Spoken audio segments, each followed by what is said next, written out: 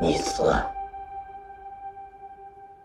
这次，父亲没回玉青山躲着，没有了整日在我耳边唠唠叨叨的妇人，待在这王府，和玉青山有什么区别？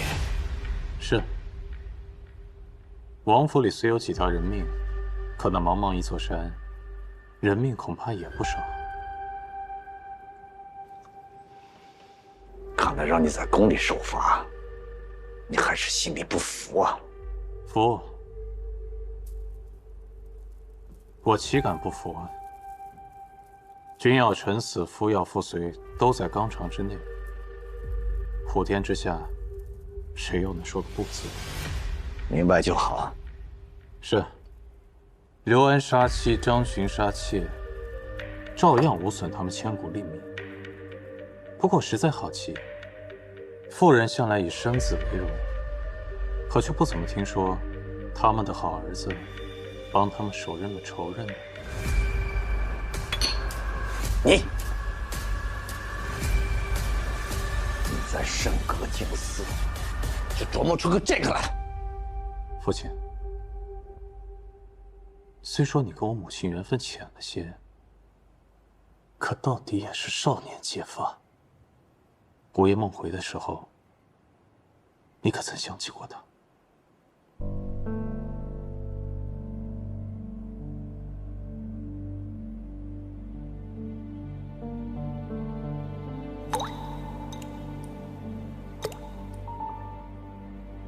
看来是没有了。你不会已经忘了他了吧？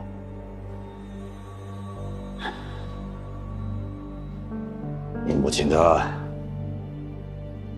自然是很美的。若说我母亲冷淡了些，那萧氏总归是一心一意的对你，相伴20余年了，一心都只扑在你身上。他死得这么惨，你又可曾想起过他？够了！你还提那个毒妇做什么？还嫌贵的不够？是我天真了。灵王殿下又怎会有一丝丝怜悯跟一丝丝悔意呢？你懂什么啊？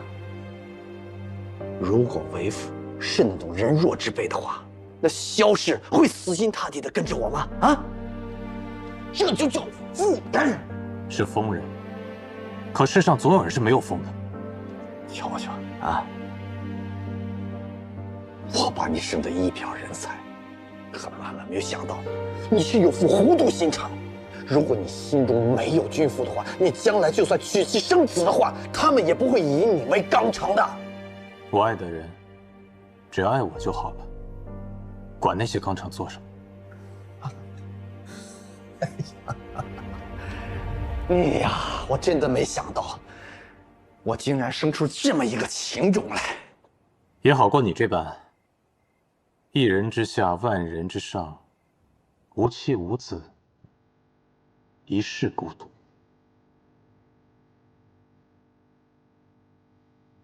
一人之下，万人之上，无妻无子，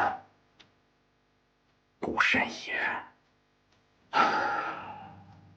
你说得好啊，你说得好啊。可是喜儿，你别忘了，你身上流的是顾家的血。我告诉你，顾家是生不出情种来的。顾家人一代一代的只会生出怪兽来。你真的以为这世间有女子会真心的爱上七秀司司使吗？不会有的。你以为这世上的女子会毫无私心的嫁到灵王府来吗？不会的。越是出身高贵，越是手握生杀予夺，就越没人敢真心的爱你。你看看，这些女子一个一个的生得如花似玉，她们选入进宫，嫁进王府来，哪一个有好下场的？我说你这么大的事，我早就看透了。人这一辈子就该无欲无求，才能够清静余生。而现在你呢？啊，在这里糊里糊涂的做着你的春秋大梦，你身在顾家，就该知道这一辈子要的是什么。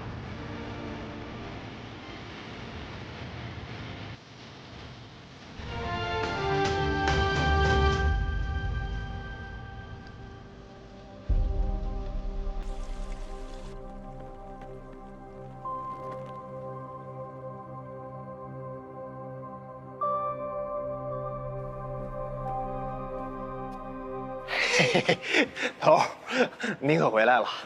这是花家来孝敬咱齐秀司的。不是什么稀罕玩意儿，这个放了有几天了，要不您就，别吃了。这是他送的。啊，是。只不过前些日子花老太太去世了，估计他们也没心思做这米糕了。开生药铺的宋家媳妇儿是花家的大小姐，上门闹了好几回，每回都鸡飞狗跳的。前日直接把花老太太活活气死了。唉，花大姑娘最近的日子估计也不好过。叶先生，波林，你姐呢？姐姐守了一夜，我们来了，便要她回去睡了。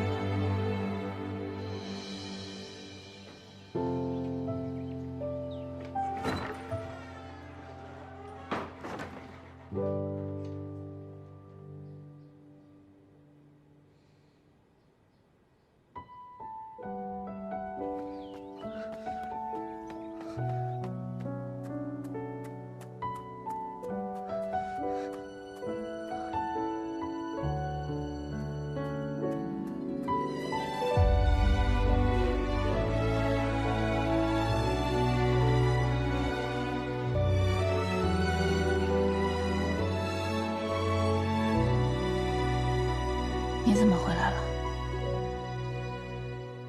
我有好多事想告诉你。好，你太累了，先睡一觉。等你睡醒，我原原本本的告诉你。还是不了。我怕我睡一觉醒来，发现又是一场梦。花枝，所以现在就说吧。我不知道从何说起。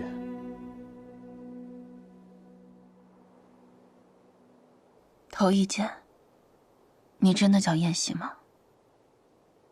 燕西是我的名字，我姓顾。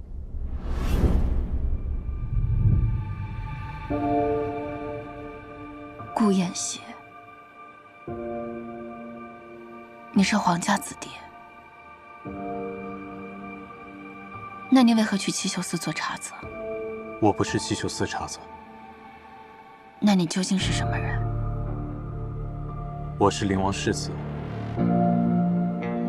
也是七秀司司使。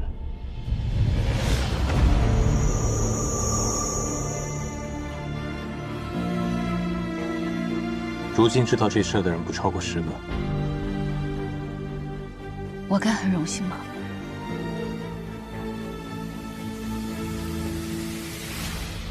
你来我家究竟是什么目的？上次我告诉过你，全是真话，我没有骗你。世子殿下，司使大人，所以抄我满门，流放我全家男丁的人是你。是我。害我被打10杖的人是你。是。把祖父的书稿推给我的人是你。带上你的书，滚吧。多谢。在凶徒手下救下我的人也是你。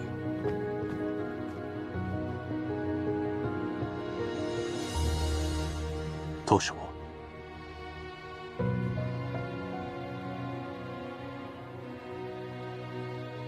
离开的这些日子，你都去哪儿了？忤逆灵王，被关在禁足了，那你又为何回来？所以解禁了。今天我就想来见你。其实你可以不告诉我这些的。你们七秀司私事相瞒的事情，我一介草民，可能这辈子都不会知道。可我不想瞒着你，哪怕今后你都不再见我，或者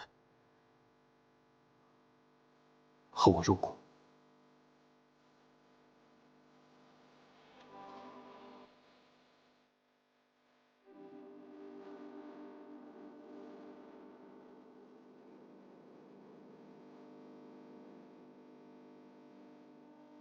我不恨你，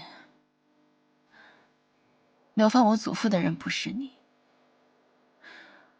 落井下石、欺凌讹诈的人不是你。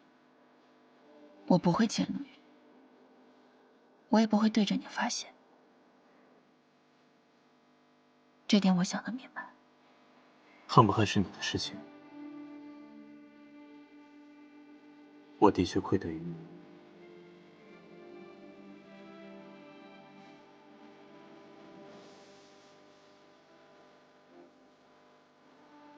你确实愧对于我。那师长，我记住了。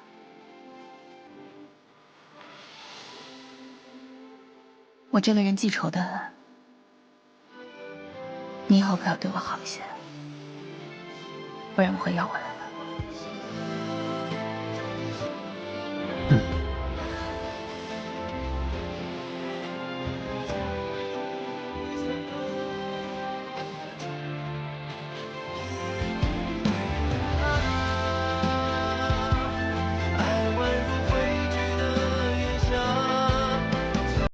你怎么才回来？以后东家不赶我走，我就不走了。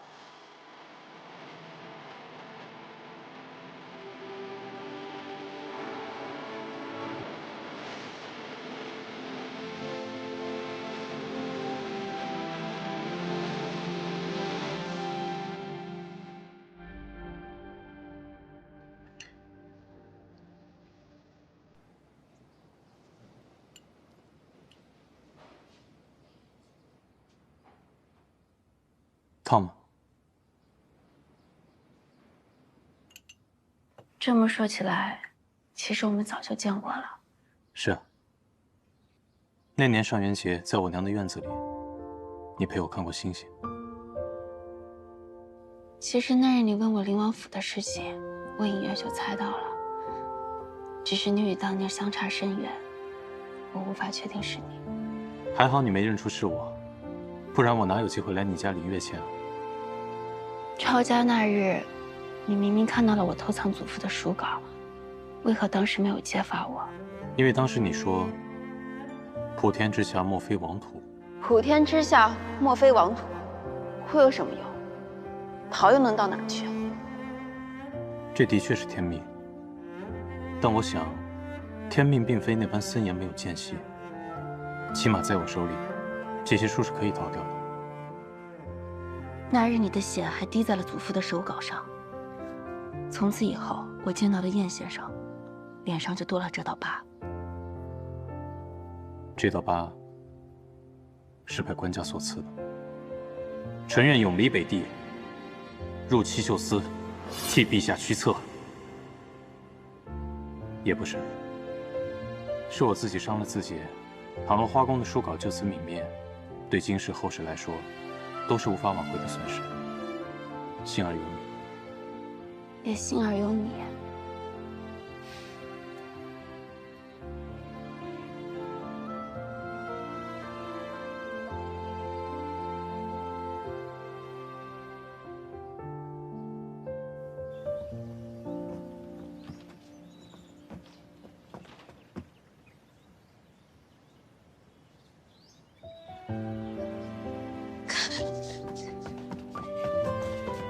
大哥，我还以为你不要我的花姐姐了。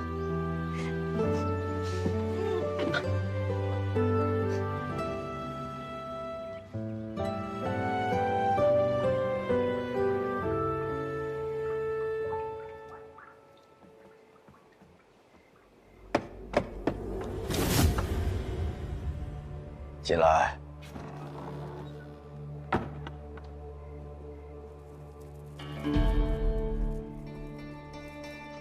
问灵王爷安，世子差小的送点心来，给王爷赔不是。啊，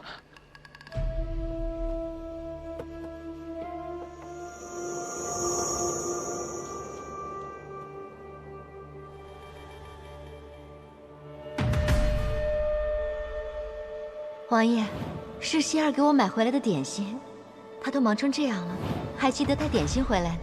你看，他倒是知错了。殿下不是不知，世子脸皮薄，嘴上没软过的，所以奴婢才来替他开这个口。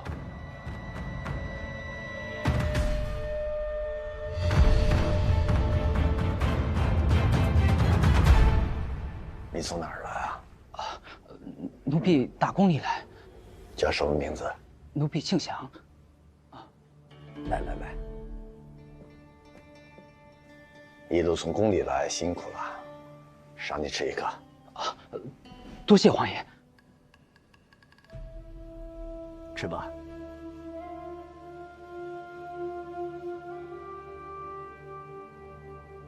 好吃吗？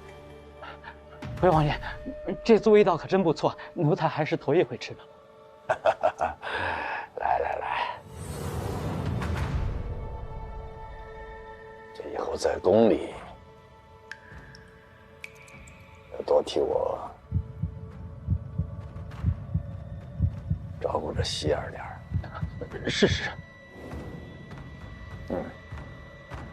好，带他下去打个赏吧。多谢王爷。是王爷。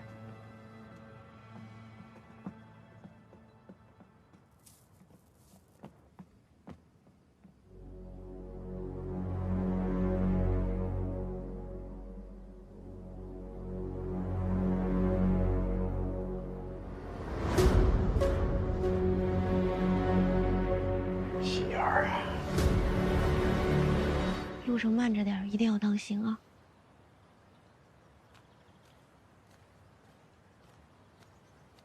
大姑娘，您太客气了，我一个老婆子哪用得了那么多呢？祖母在时最爱重你，若她还在，只会嫌我准备的不够多。苏嬷嬷，你就留在花家安享天年不好吗？大姑娘，我知道您为了我好，可如今老夫人去了，我一个人留在皇都也没什么意思。到了我这把年纪，你就让我落叶归根吧。现在孝期已过，这件东西，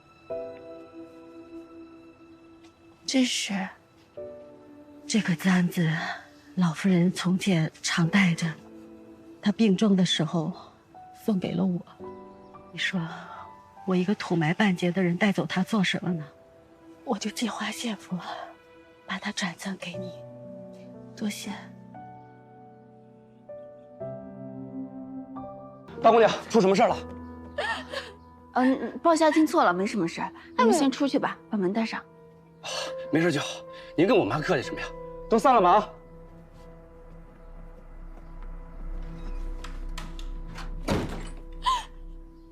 大姑娘，你为何不叫他们把我保管？秦姨娘，现在这屋里只有我们3个人，你要是有什么难处，你告诉我，我们一起想办法。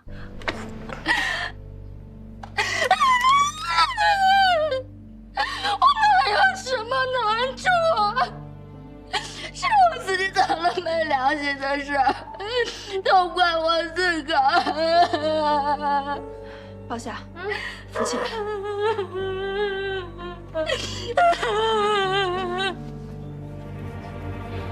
哎，你说他们商量什么呢？嗨，多半是秦姨娘想求了芷姑娘让她住回来，还能有什么事儿？行，不是我刚刚一开始听见鲍夏喊了一嗓子，该不会是秦姨娘偷东西了吧？偷东西？他能偷什么呀？秦姨娘，偷肚兜的办法必定不是你想的，谁教你的？是大姑奶奶。大姑奶奶？关大姑奶奶什么事儿啊？我告诉你啊，你若在这儿信口栽赃，我真带你去报官啊！先让他说完。他说，我要是能把姑娘的肚兜交给他，通奸之人就变成了姑娘。通奸？别让人听见。我说他能偷什么呀？偷什么？看什么呢？一个个的没活干啊！回干活去。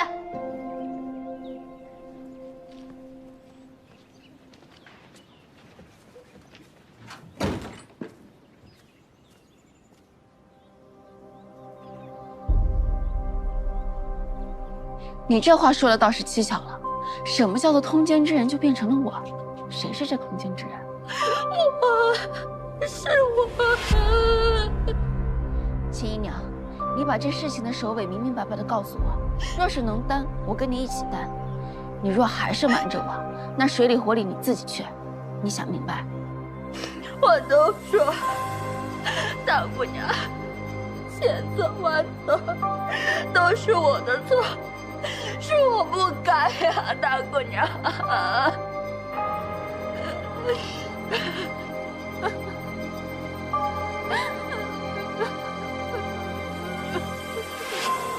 原来是这样，他竟设计了这样的毒计来害我。我家姑娘还是未出阁的女儿家，若是真被你跟大姑奶奶陷害了，你让她以后怎么活呀？你这是让姑娘死啊！不行，你现在就去跟老夫人跟我说清楚。殿下，你给我去见老夫人去，走走走，快点。走，我不去，走，去找老夫人，去找老夫人去。我不能走，我不能去，大姑娘，大姑娘。大姑奶奶说了，我要是不能把肚兜交给杨掌柜，他就定会把此事闹传的，让我活不成，横竖都活不成。又何苦让我是老夫人呢？就其颜面呢？更何况孩子还在家里呢。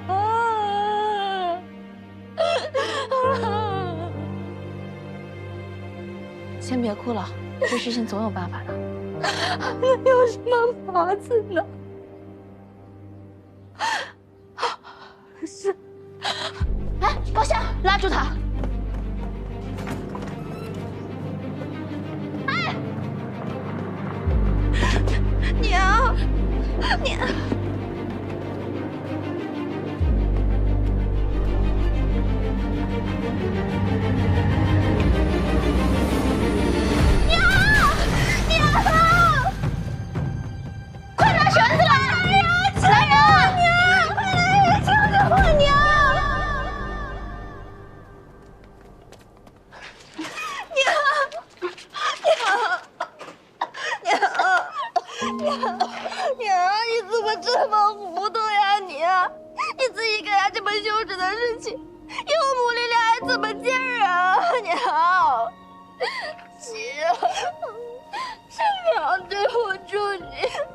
我死了，你就清静了，你连脸都不要了，袖子都丢尽了，还怕活着吗？你死了闹干净，我和婆离可怎么办？我们该怎么活呀？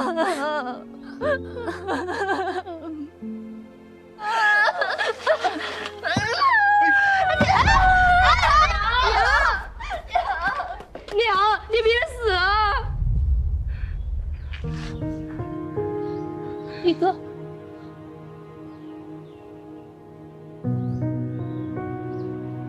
我不想要你死，娘！你叫我什么？娘，你别死了，我不想让你死。哎，孩子，娘的心头肉，孩子，我的孩子。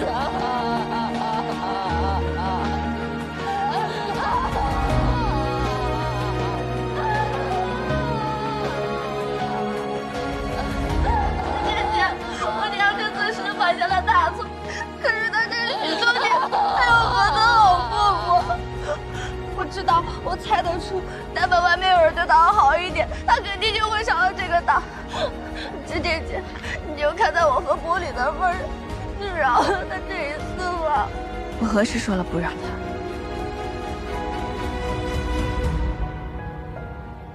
我的孩子。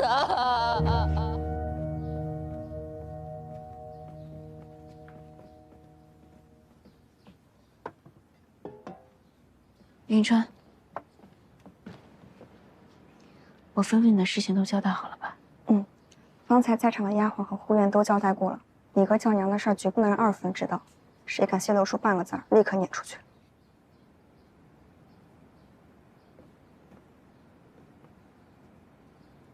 秦姨娘，你可曾想过，为什么你跟杨掌柜才相会片刻，大姑奶奶就会知道？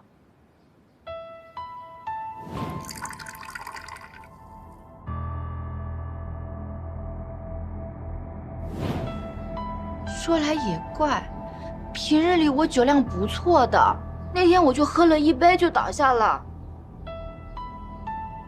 还是那酒里有什么东西？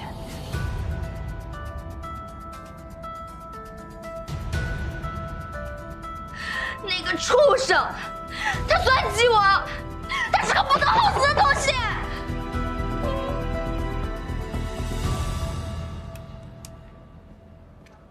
掌柜的，有个丫头让我把这东西给您。丫头人呢？走了。我问她替谁送的，她说您有数。啊，行。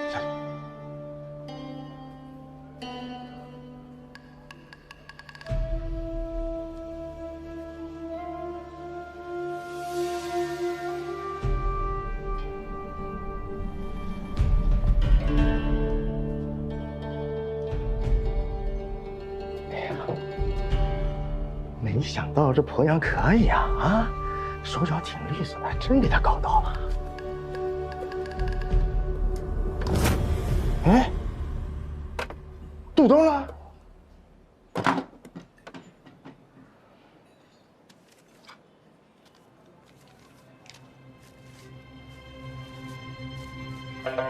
那丫头防范甚严，奴无从下手。姑奶奶跟前实难交代，思来想去已无活路。奴原攒下一包金银细软，共有100贯之数，为今之计总为上策。你若有意，子时3刻于东院抢下候着。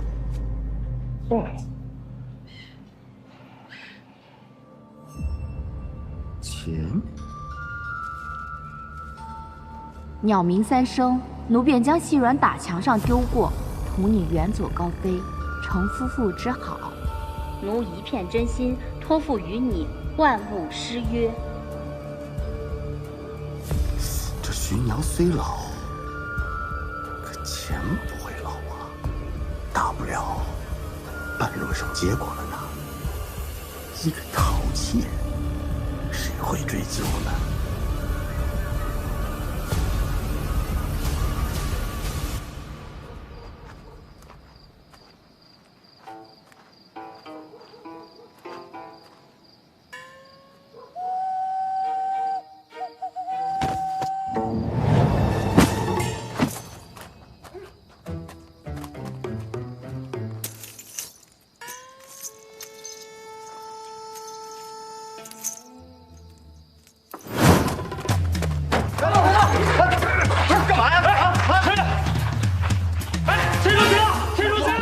我是掌柜，这就是你！哎呦，打错人了！我不是贼呀！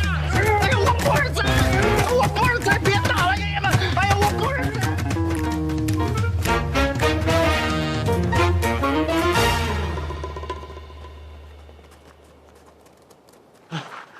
大姑娘，我不是贼啊，搞错了。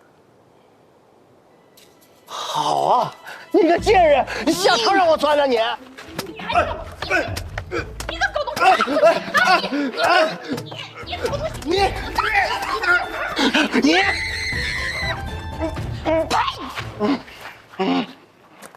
杨有德，你私闯主家偷窃财物，潜逃之事被我们抓了个正着。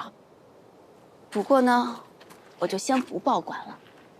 这天色也不早了，我也不想惊扰他人，先带回柴房到天亮。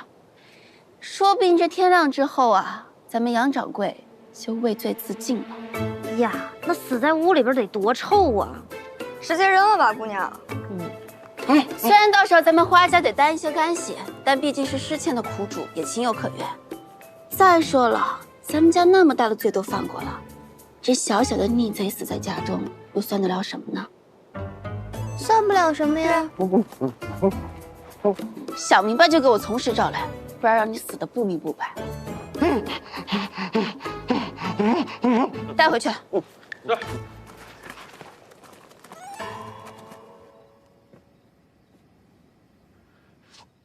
大姑娘，我保证，我说的句句属实啊。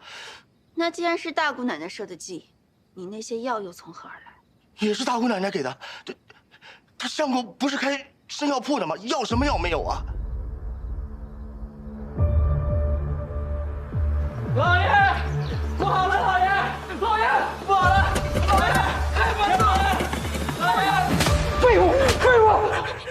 老爷，小的们实在没法来啊！那些官差二话不说进来就搜，转眼的功夫就把那些药全都搜出来了。官爷们说，大清律3令5申，那些个东西通通不准在药铺子里贩卖，然后就把药给缴了，铺子也给封了。听说过几日还要提审。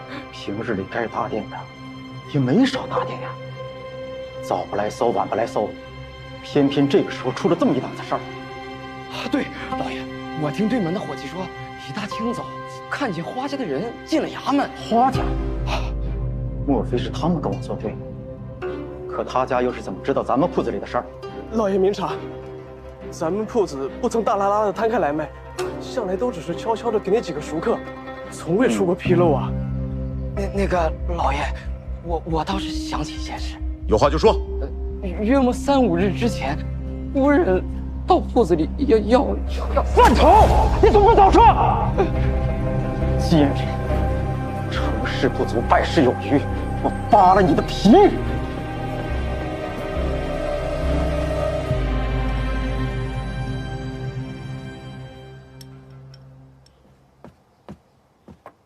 程祖啊，你还有脸吃？贱人，敢败坏我的家业！官人，有什么话您说清楚呀？为什么上来就打呀？花家真是一门猪狗！说，谁去告发老子的店铺卖春药？妾身不知情啊！不知情？我让你不知情！现在铺子被查封了，什么时候的解封还不知道？街坊4连开的差人进进出出。你说，我还怎么做生意啊？不知情，我真的不知情。我知道了，我知道了，一定是花池那个奸人，一定是他，一定是他，一定是他。要是老子的铺子赔进去，整个花家卖了都赔不起。贱人，吃我宋家饭，砸我宋家碗，给我滚出宋家！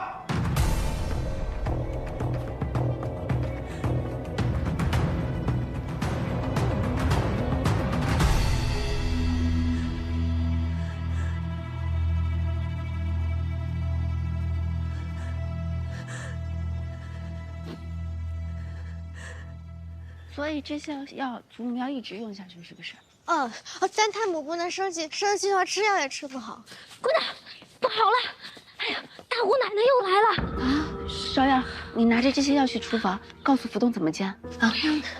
我看他那神气跟发了疯似的，我们好几个人拦他都没拦住。在哪儿？往老夫人房间去了。哎呀，你看看我的脸，啊！你再看看我的手，都是你家花纸那个小贱人挑唆我家官人打的我。大姑奶奶，你自己做下的孽，同老夫人在这叫嚷有什么用啊？胡说八道什么呢你？大公公，你有什么事情同我说，祖母身体不好。怎么？你还怕让老夫人知道你干的好事儿啊？你能干出来，你还怕我嚷出来啊？花下叫人。慢着，有什么话就在这儿说。近几日，这府里上上下下、鬼鬼祟祟、嘀嘀咕咕、哭的哭、闹的闹，究竟发生了什么事儿？瞒得我密不透风。芷儿，你说。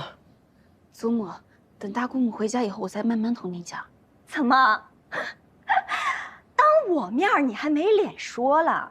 行，那我说，娘，闭嘴！走开！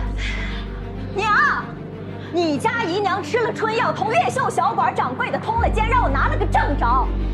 她为了栽赃嫁祸，去偷人家花纸的肚兜，结果没成想笨手笨脚的没偷成。你这孙女儿啊，年纪小，心肠倒是歹毒，伙同那贱人使了仙人跳，把人家掌柜的绑来严刑拷打，叫他攀咬我家官人，私贩春药。我说的您听明白了吗？这就是您的好孙女儿。祖母不是这样的。芷儿，你的人品行事，我从不猜疑。我只是没想到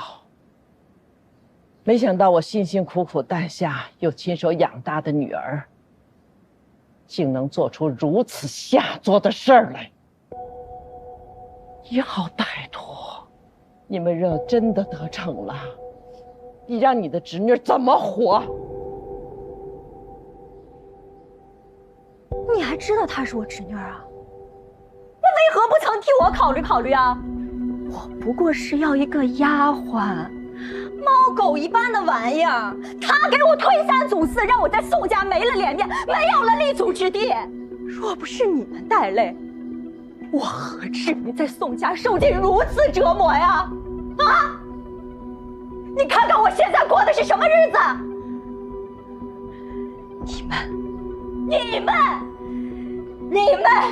你们一个都别想好过！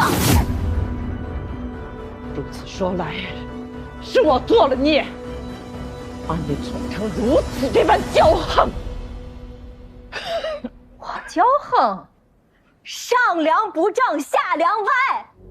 老太婆，事到如今，是你自食恶果。把祖母带下去休息。是。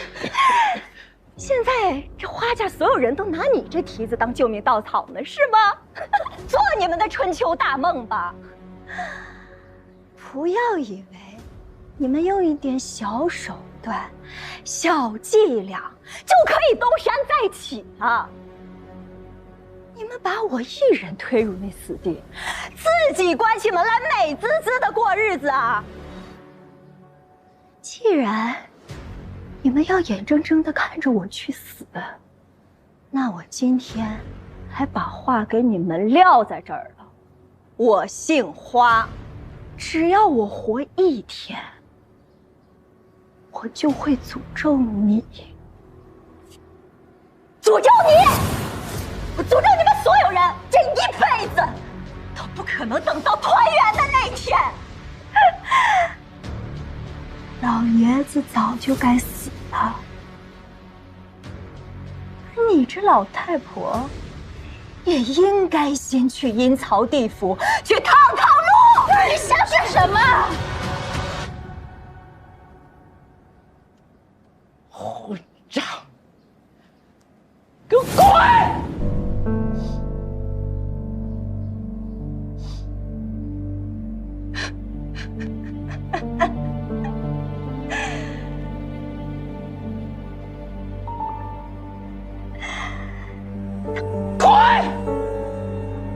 都给我等着！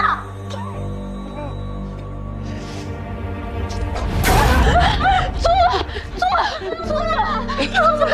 你快叫大夫，你去把芍药找来。不然。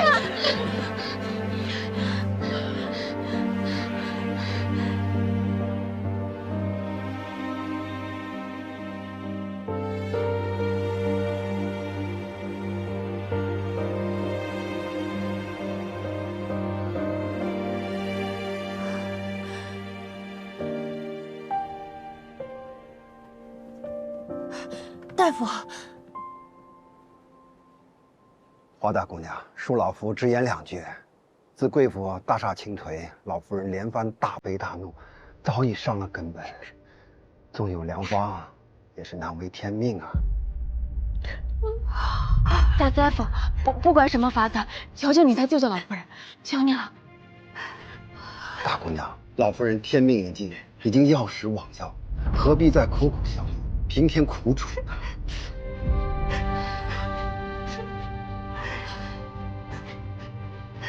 告辞。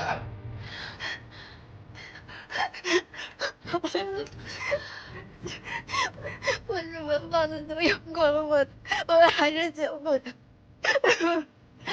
我们快进去，我们快走，我们进。老夫人这会儿太虚弱了，各位夫人还是不要进去了，好好让她休息一会儿。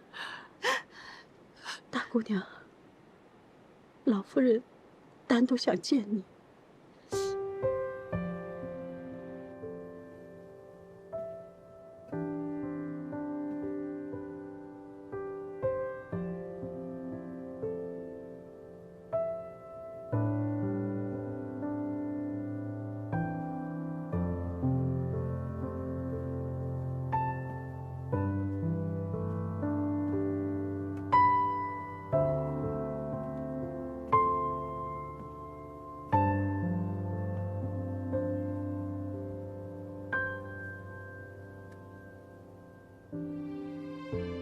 祖母，大夫说让你吃些药，休养休养，就好了，啊？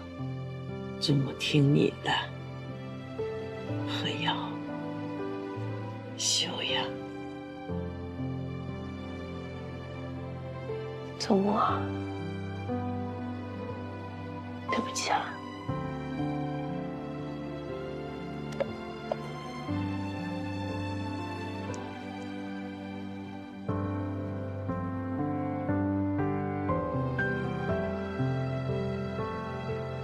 华家这房印，我长了40年了，如今交给你。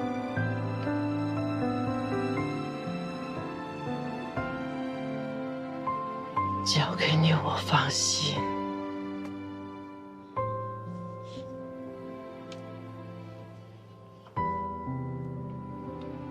祖母，你把这个交给我，我答应了。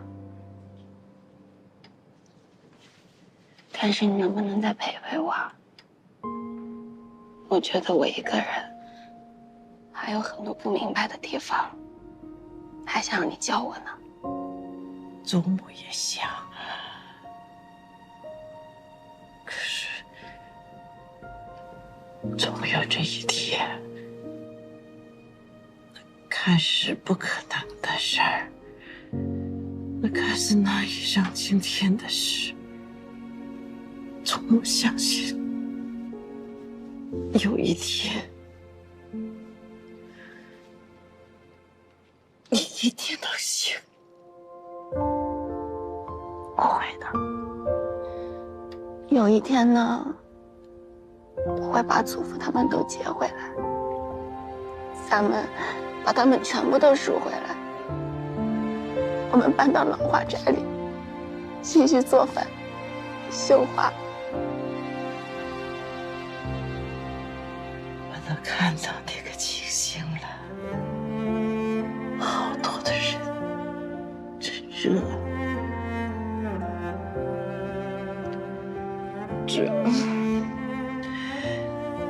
祖母对不起你，把这千斤的重担都压到你身上了。能原谅祖母？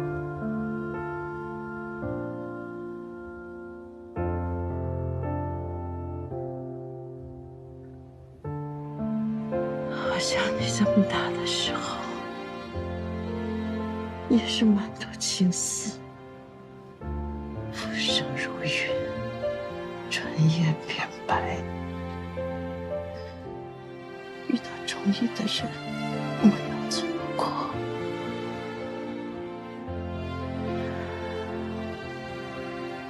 那天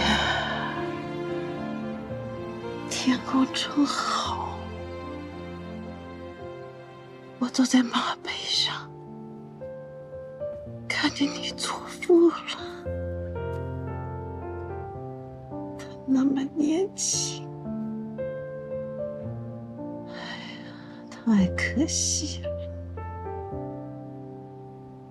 再也见不到他。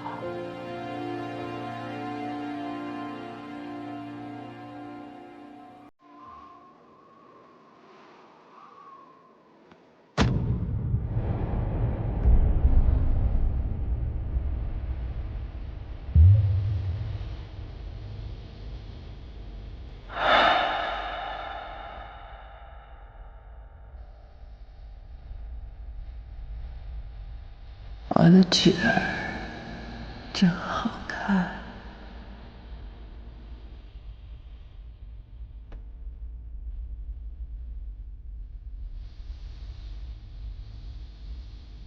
祖母，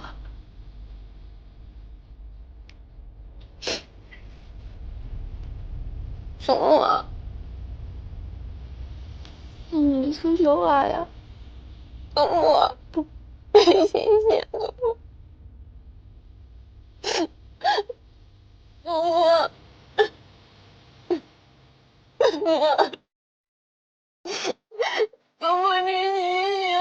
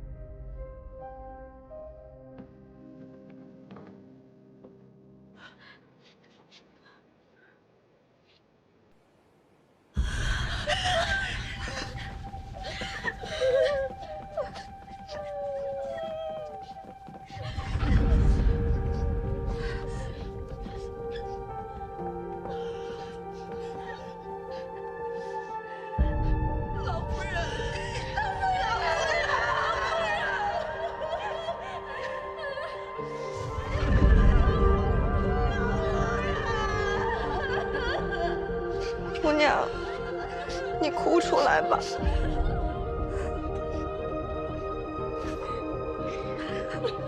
我没有功夫哭。祖母走得这么近，我必须要给她做一件体面的身后事。我还要有仇报仇。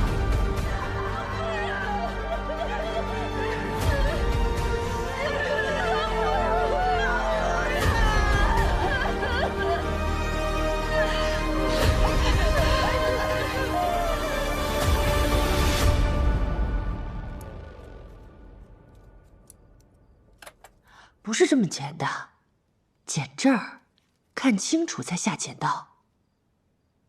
好了，算了，让我来剪吧。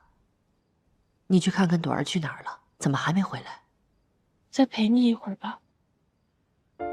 娘，你去哪儿了？娘，家里为什么多了个大木匣子？我看到祖母躺在里面睡觉呢，他们还用盖子把它盖住。宝珠姐姐她不让我看，也不让我去叫祖母，那匣子里多冷啊！朵儿，我带你去睡觉好不好？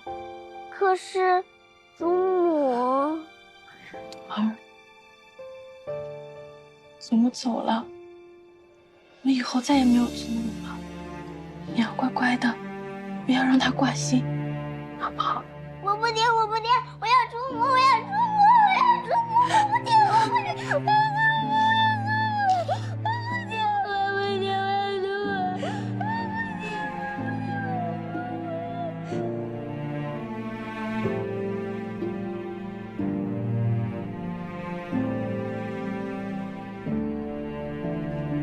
夫人，天色不早了，这些活儿我来干，您休息吧。别管我，去瞧瞧李哥吧，哭了一天，这心里肯定难受着。快去。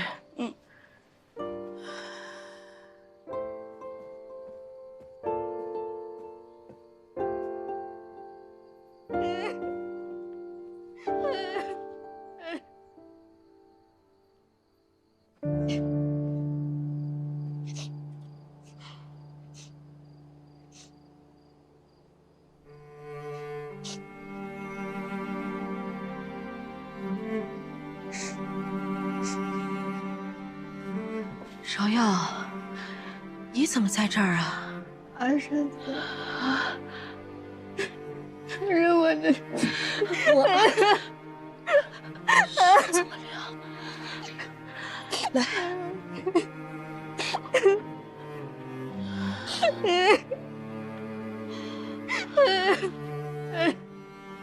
阿山子，是我的错，我才没有。我本来以为我已经很厉害了，但是我还是害得他们走了。我让大家这么难过，都是我。傻孩子，这怎么能怪你呢？不怪你啊！来。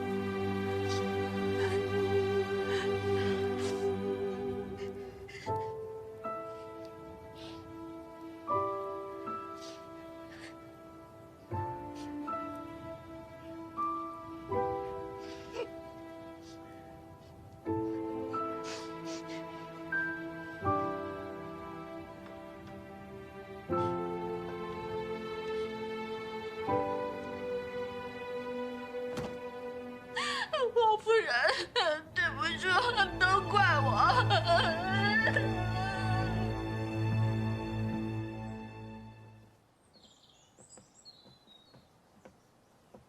站住！一声不吭就走，还知道回来？爹，你这又是要跑去哪里？今日花府送殡，我去送一送花老夫人。这份奠仪是从库房拿的，只当是我借的，日后照价偿还家里。不许去！你是不是糊涂了？都什么时节了，你还送上门，给你老子送把柄！爹，死生大事难道还要避嫌吗？你也知道是大事。献王在这朝中内外，有多少人我盯着？今日，谁敢去花家吊唁？献王在意不在意我不清楚，您拿献王做借口，我看得倒是分明。知道他怀疑症为何被抄了家，落了个全图流血的下场，不就是在献王惠王之间吉祥不定吗？您岂可如此颠倒黑白？先生中耿清正，不愿见皇子争斗朝臣阶的，这才遭此劫难。是，当初献王惠王向他示好，他一概不予理会，偏要做那个不识时务的蠢人。结果呢，一朝失去圣心，谁会出来保他？父亲，我在这个家住了20年，从来不知道我们是一个如此薄情寡义的门庭。先生落难，您与花家一刀两断。倘若将来我也做了那样不识时务的蠢人，您应该也会与我一刀两断吧？好，你说的真好。你要做君子是吧？那就出去做你的君子。我沈家龌龊门庭，容不下你这个清流。滚！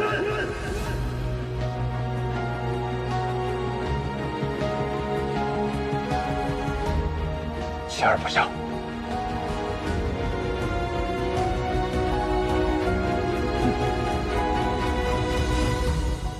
哥，哥，哎，哥，我大老远就听见你跟爹吵架了，怎么了？花家谁没了？花老夫人，你不认得？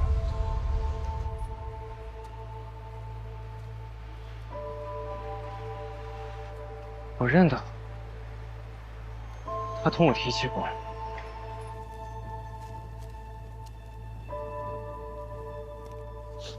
真是难为咱姑娘了，头一回主理丧事，事事都办得妥帖周全，还真是世态炎凉，连个送殡的宾客都没有。如今咱家落寞了，老夫人没了，一个个的都跟缩头乌龟似的，门儿都不进。不行，我得出去看看。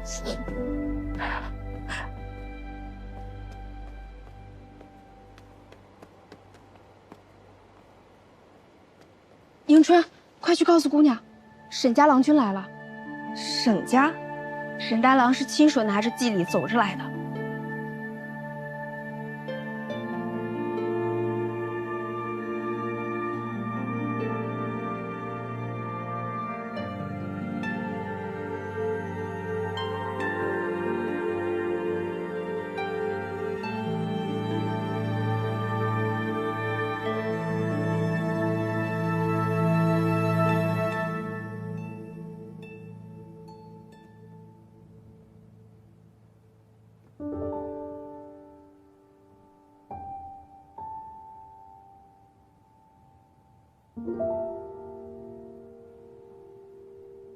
华芷，节哀，我看你都憔悴了许多。多谢乃送我祖母最后一程，但是要感谢的又何止是今日之恩，只怕花至此生都难以回报。华府没朝之前，我从没想到世事竟如此漂泊，人心亦污浊到我不愿相信。到如今，我才明白了。世道就是如此，有你这样的赤诚君子，就会有万恶不赦的小人。华芷，我先告辞了。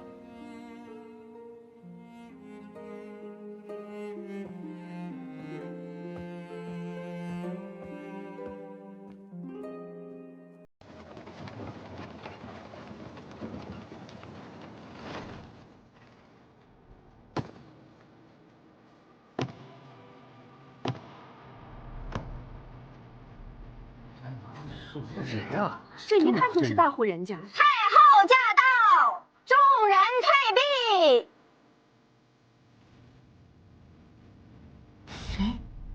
谁来了？太后，是宫里的太后吗？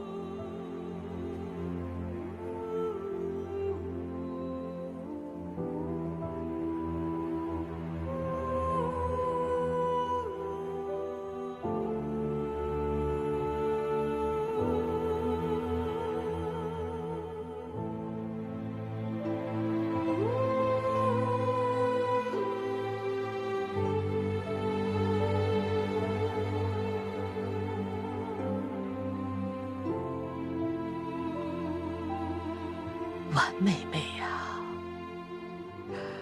没想到